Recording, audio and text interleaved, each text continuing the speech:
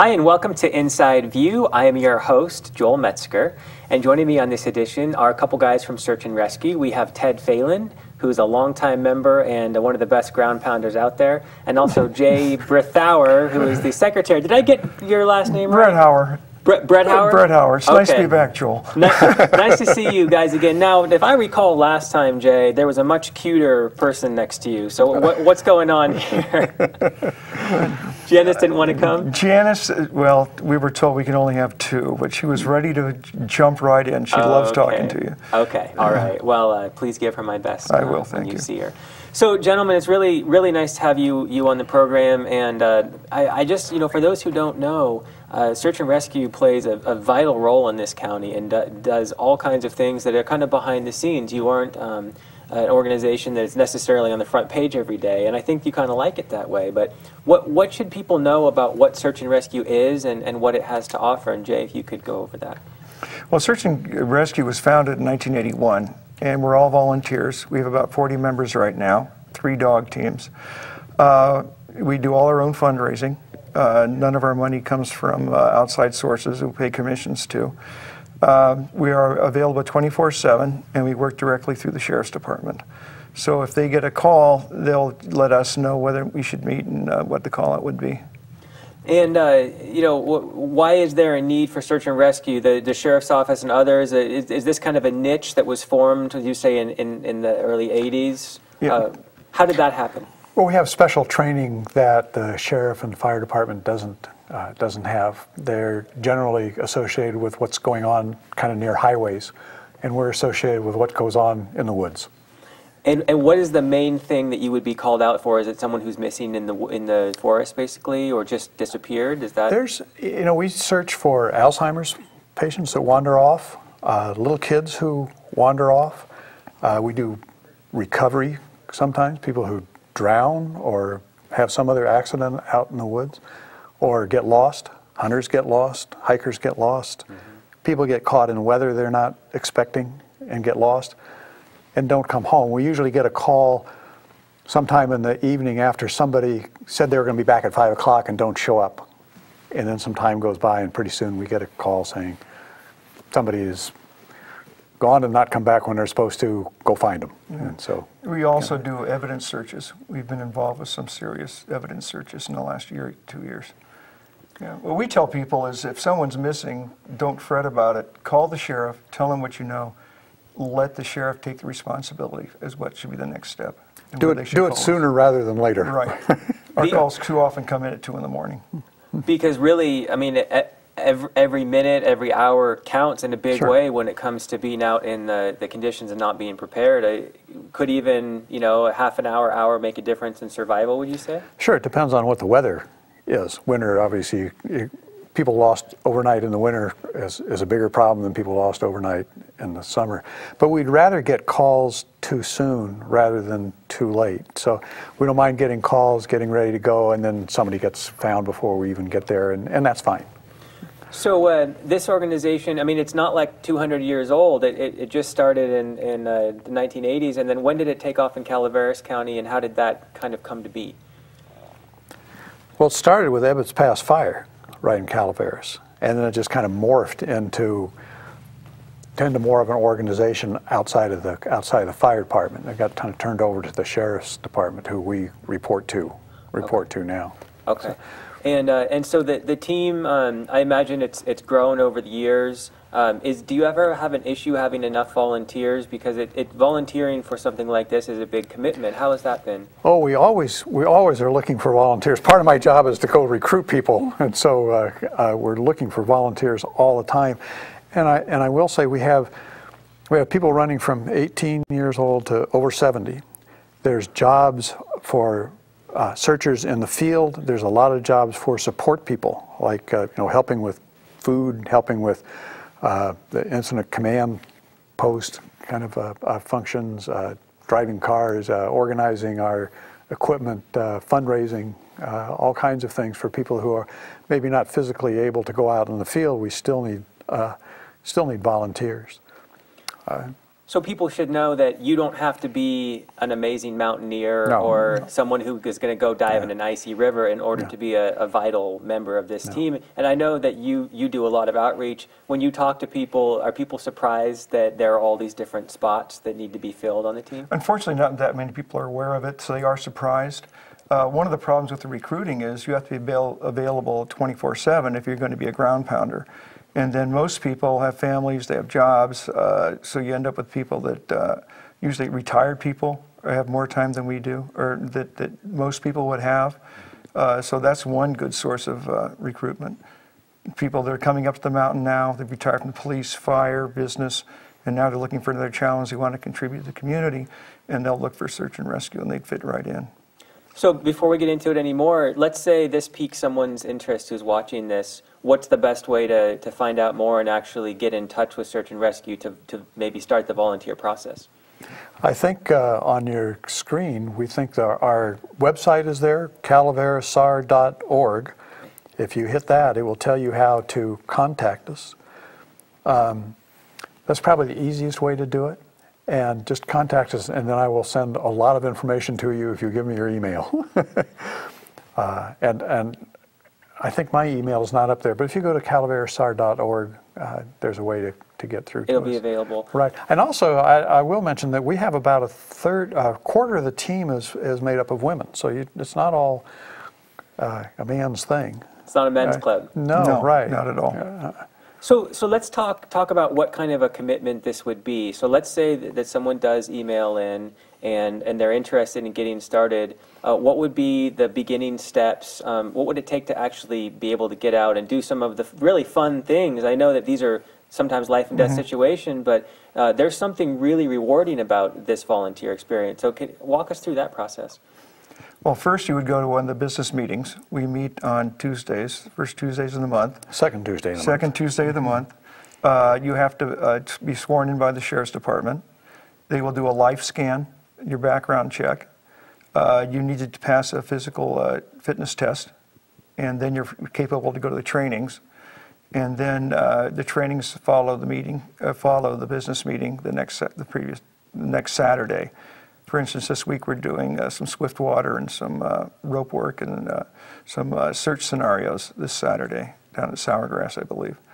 And then you're in, and you can go out on the trainings. And then, Ted, you would know more about the call-outs and how they qualify for call-outs. I will say it's pretty simple to get on board. After the email, I'll send you paperwork that is just an application, and some paperwork is really quick to get done. And then there's this, as Jay says, the physical training is just a 4-mile timed walk, just to make sure you can do that.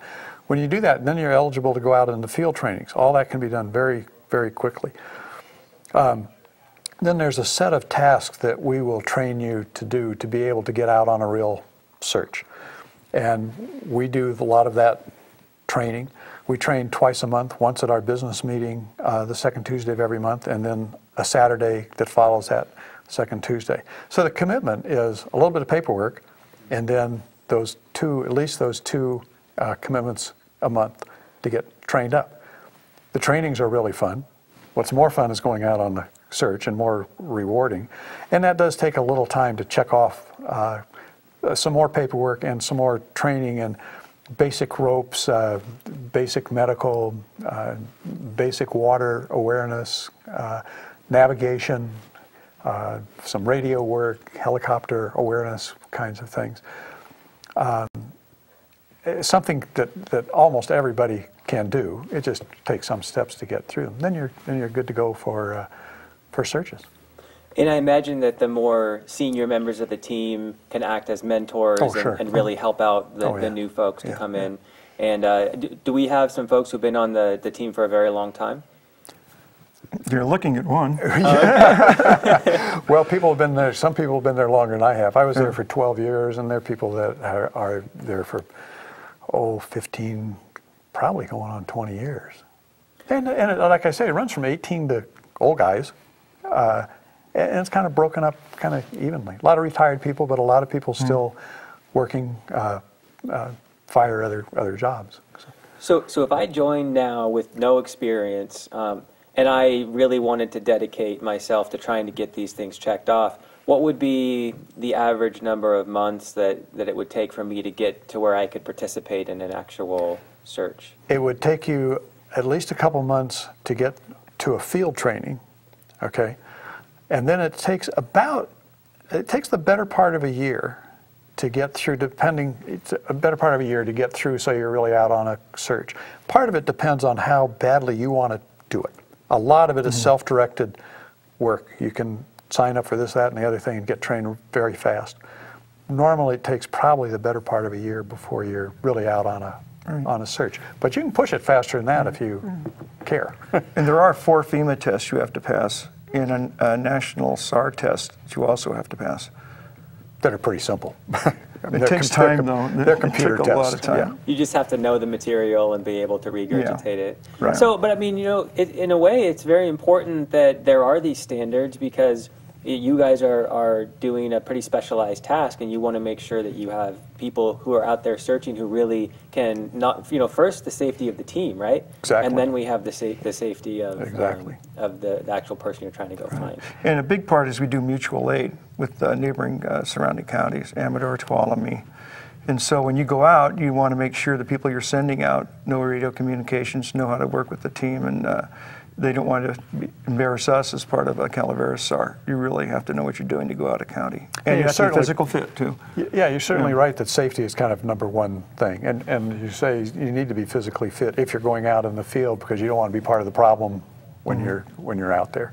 And we do essentially type people. So, okay, you're good for an urban search, and you're good for this kind of altitude, this kind of overnight search, and you're good for, you know, the high altitude, all weather, long night kinds of things. And people fit themselves into those different categories. So we know who we can send out on different scenarios. And again, you know, you may be in more of a support role. Would you still need to go through the full training if you really just wanted to help fundraise, or you wanted to help support, like at the base area or the command center or anything like that? No, you don't have to have any of the physical. There's stages all the way from nothing, you know, you can write your name up to up to the more physical things, even for support. So there's all stages. We need all the volunteers we can get. So could we kind of walk through what a search would look like from the call out, and then actually what would be the process that the team would follow in order to conduct a search and hopefully have a successful result? You're at home and your friend doesn't show up when he's supposed to. So after a while, after you've called neighbors and things and haven't found him, you call 911, they get a hold of the sheriff, they decide if it's maybe a criminal thing or something good for a search. If they think it's a search, they call us, we call out the team, we meet at wherever is an appropriate place, either at our headquarters or the last place we knew this person was. Form up get the team there, and then the incident commander will, be working with maps, divide up sections of a map. At least 2-man teams will go out, be assigned to each section. We'll know what our radio call signs are, what radios we're using, that kind of thing.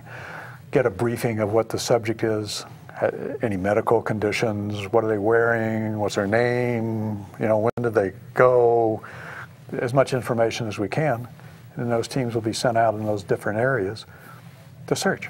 And that can go on all night, or you usually do a kind of a 12-hour stint, and if it's still going, then you rotate other teams in and that kind of thing. So. Anything you want to add to kind of the general process of a search, Jay? Well, usually you start with a hasty search. What you want to do is get a team out quick, and if you can determine a direction of travel, it makes a lot more sense to have a direction where you're going rather than not be forced into going to 360 degrees. So you try to preserve the scene, the PLS, the point last seen. If it's a car, for instance, everybody backs off, one person checks. And then if you find a direction of travel, then you report to the command post, and they may reallocate the resources that are going out. And depending on the conditions and the person's condition, how much they know about the woods, the weather, they might bring in air support, they might bring in our dog teams. And then it gets more complicated from there. and it can bill to a lot of people. Right, or a lot of counties. A lot of and we do counties. have 3 dogs on our team Yeah. alone. And then if it gets to be countywide and whatnot, other dogs will be called in, and they do their own dog thing. How valuable are these dog teams to this effort? Extremely valuable. Matter of fact, the last search we had, our dog, if I'll show you, this is our T-shirt. This is Taz. Oh, You that's probably very know cool. Taz. Uh-huh. This was taken during a winter scenario where it got real bright and sunshiny, so Robin, his trainer, put on the glasses. Taz went out the last search, and within a half an hour, he had found the subject we were looking for.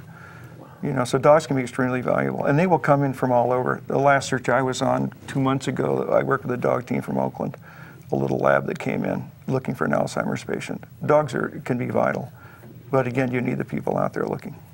Who is usually running the search? Is it a sheriff's, or is it a search and rescue person, or is it someone else?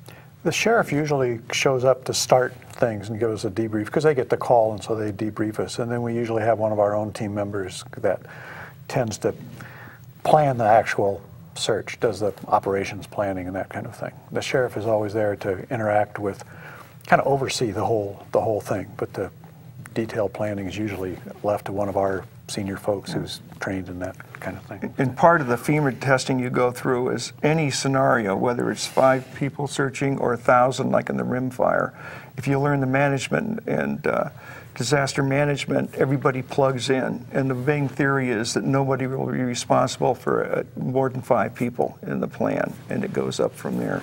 And anything can plug in, whether it's dogs or air resources, it'll all fit into the FEMA plan. Usually our plan, of course, is smaller than our county and maybe a few others, but it can go on a national scale or a state scale very quickly. So you have this framework within to work. Right. Right. And anybody can plug in anywhere. Yeah. So everybody knows it. Could you walk me through a search, and I know that you can't give full information, but one that really sticks out in your mind that you've personally experienced, either of you? Ted finds most of the people. He's pretty quick. He finds people aren't even lost yet, believe it or not. Well, have been reported yet. Yeah. One of them always stuck out in my mind was one winter search where a middle-aged gentleman and his son had gone off to fishing and got caught in a winter storm. And so they were out there, I think 2 nights, and we were out with dog teams and spread out, and it was a blizzard. And so it was terrible searching conditions and terrible if you were lost and being out there. And we finally did find their tracks the 2nd or 3rd day, I forget now, and followed the tracks to them. And they were really lost. He thought his compass wasn't working right, and they had the wrong clothes on. We always say cotton kills. You wear cotton in the winter, that's a very bad thing to do, because cotton just soaks up water and never dries out and never gets warm again. Their sleeping bag was so heavy, soaked with water, they could hardly carry the thing. They were out of food. So it was a really bad situation. They were probably not going to last that next night at all. And that was one case where the dog helped. The dog kind of pointed the direction that we would go off and search. What area of the county? That was up by, I think that was up by, was it out? No, it wasn't Alpine, it was by Utica or one of those, I believe. Okay, so up in the high country. Yeah, up in the high country. I think it was Spicer. Spicer, I think you're right. Yeah, it was Spicer, yeah. yeah. And it was another multi-county thing, and used boats and tried to use helicopters, but the weather wouldn't let us do that. So that was a good find, you know, because they weren't going to make it the next night. So this team saved these people's lives. Oh, yeah, it happens. That's very real. It's not like just in the movies. This No, that happens often. And that's part of what kind of keeps you going. The searches that I really don't like is when you never find the person. You don't know if they drove off in a car. You don't know if you never find them, you know, dead or alive. Just a mystery. Just a mystery, and that's kind of disconcerting. The good finds are the ones you find, you know, in time.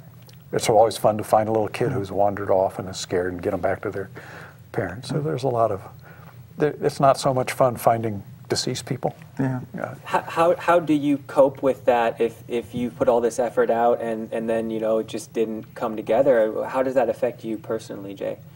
Well, Frank, any scenario, any search is really a training, and it really keeps you on your toes. and you go through all your skills and your organizational skills. Getting out there and looking and making the effort is more important sometimes than even if you can't find them, at least you know we've covered everything. You don't want to go out there and find out we covered the area and they turned up in the area you already searched. That would be the hardest scenario to deal with, is knowing you were there and you didn't find them. Yeah. But moving targets are hard to hit, and I think we should tell people, if you are lost and you're in a bad situation, what do you need to keep in mind, and how do you keep a clear head in that situation? Why don't you tell them the whole Hug a Tree program? That's really a key thing. Yeah, we did the Hug a Tree program at schools and also Monday nights at Big Trees State Park, the campfires. We always tell people, before you go out, tell somebody where you're going. Bring appropriate clothes, a compass, a map, appropriate enough water to survive. And if you do become lost, the last thing you want to do is just keep going and walking in circles, because all you're going to do is get more lost. You're going to get further from the place you went in, where people expect to find you. And find a place to stay. We tell kids, find a tree near an open area, stay there, hunker down, and make an SOS. If you're a kid, make a fort, make a game out of it, make some marks in the ground. If you do hear somebody coming, don't be afraid that if they're yelling your name, don't be afraid that because your parents told you to beware of strangers. If you hear a helicopter or something, get out in the field, lie down on your back, don't stand up because it's really hard to see from a helicopter, anything on the ground. Wave your arms around like you're making a snow angel, and wait for somebody to come to you, because once you start wandering, you're just getting more lost. Yeah. This is a really interesting program. It's been going on for years. It started, I believe, stop me when I go wrong, because you run this, but it started in San Diego on a lost child, and it's gone on for a long time. And Jay and others do this program every Monday night in Big Trees around the fire circle at what, 8 o'clock? In summers, in the summers, and you get hundreds of people at these things. So all these kids and parents as well are getting this in their heads, and hopefully that's making a difference. Is there any way to measure? Like, does anyone say, hey, I did hug a tree when I got lost? Well, actually, we did. There was a couple up on the Rim Trail, and about 3 or 4 years ago, the maps weren't very good up there, and they decided that they were determining whether or not to go down this path or to stay where they were, and they actually went to the Hug a Tree with their child and decided we better stay where we are. And fortunately, they were found where they were, and if they would have kept going the direction they were planning to go, it would have been a really tough search to find them. So actually, it does work. We have people coming back 30 years later saying, I'm bringing my kid back to see the program, because it really works for us. And this is something that you and Janice as well, or does anyone else help out with this, or is this mainly you? We're working on getting more help. Lou Manel did it for, 15 years, and we took over for Lou. And the program's statewide now. And it was developed by a famous tractor here in California after this Jimmy Beveridge was lost, and unfortunately they didn't find him in time after 3 days. And they went back and found out we were in the area. How come he didn't call out? Because he might have been afraid. They had the Marines out there, 400 people looking for him. And again, they found him too late, but the tracker went back in and said, what could we do to help people survive in this situation and make the right choices? And he came up with the Hug a Tree program. And it's actually been in California, and I hear some of us took it up to Alaska. It's spreading. It's spreading, yeah. Well, I think we all owe you a debt of gratitude for putting all that time in, because that's making a huge impact. Are there any other things that you'd like to make sure the public knows about in the last 5 minutes that we have? Jay brought one of our I brought my shirts. We do, and Jay is in control of this. You should talk about it. Is our fundraising functions that we do, like 4th of July, Memorial Day. We have a raffle mailer that we go out, because we are all volunteer system. We need to raise money for equipment and training and that kind of thing. And one of the things we do is sell these shirts and sweatshirts. Our lovely T-shirt. And this again is a real search dog. And he's on our sweatshirts and T-shirts. This is this year's model for the next couple of years. The boost we sell the T-shirts and sweatshirts, it's not so much to make a lot of money, because we don't. It's more for community outreach, looking for volunteers, telling people about the program. Fortunately, last year we had the Sequoia Men's Club had their charity classic, and they contributed $12,000 to our program, which was huge. And the big fundraiser is our mailing, our raffle mailing that came out this week, which is the beginning of June. And that's where we get most of our money back. And we have some great sponsors. Yeah. And we do all our fundraising, as we say, and we don't pay any outside agencies fees. And then we try to spend the money locally, too. Anything we can get equipment-wise and food-wise, we try to spend within the county and close to where we work. But without the generous donations of all these people and people supporting you, there really isn't a dedicated source of funding from any state. Oh, no. There's no, and it all goes to equipment and training. That's the only way we spend it. Yeah, we don't make a very big salary. No, no. And Ted's been tracking hours. I don't know how many volunteer hours we've put in. This year we've put in 3,000 hours to date. The first 6 months. Yeah, first 6 months. Wow. So how would you convince someone to join the team if you just had a 30-second spiel? Come out and have fun and do something really worthwhile. And finding people is really rewarding, and you're having a good time when you're doing it. And you'll find parts of the county you never knew existed. That's right. It is so much fun. That's right.